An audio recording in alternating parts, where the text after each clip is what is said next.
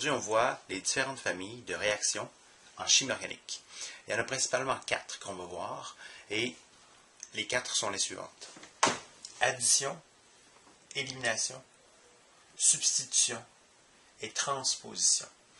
Le truc pour distinguer entre ces 4 familles-là va être de trouver la formule moléculaire des réactifs et des produits, et grâce à la différence entre les deux, ou l'absence de différence, on va pouvoir diagnostiquer quel type de réaction il s'agit. Commençons par addition.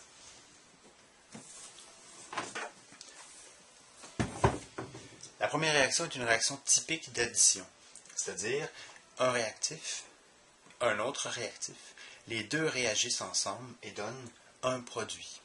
Si on regarde et qu'on trouve la formule moléculaire du réactif de départ, 1, 2, 3, 3, 4, 5, 6, et qu'on compare cette formule moléculaire-là à celle du produit final, 1, 2, 3,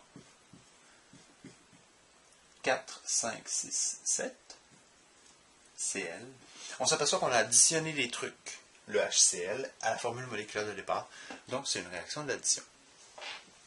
L'élimination, c'est un peu l'inverse de l'addition. On part d'un produit qui possède quelque chose, et lorsqu'on ajoute un autre réactif, ce nouveau réactif-là peut, ou des conditions de réaction peuvent provoquer l'élimination d'un certain atome dans la molécule.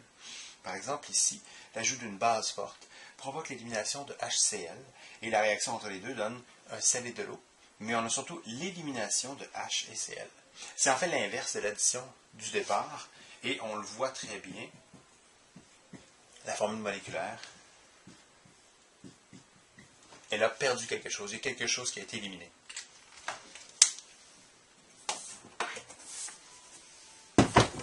Les deux dernières catégories, substitution et transposition. La substitution, c'est exactement aussi clair que le nom l'indique. On a substitué un atome ou un groupe d'atomes par un autre. Par exemple, ici, on a un carbone qui est tertiaire, 1, 2, 3 carbones. Il possède un halogène, donc c'est un halogénoalcane tertiaire. Et lorsqu'on le place dans des conditions de réaction où le solvant est polaire et en très grande quantité, il peut arriver une réaction de substitution.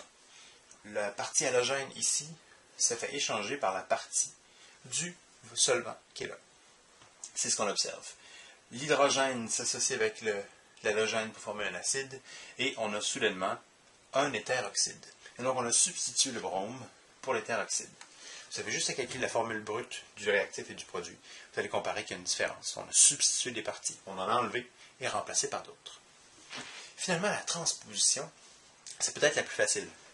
Ici, on remarque qu'on a une molécule avec double lien, simple, simple avec oxygène, simple et double. On regarde le produit final. Il n'y a pas les mêmes liaisons du tout. Ici, il n'y a plus de liaison entre le carbone et l'oxygène.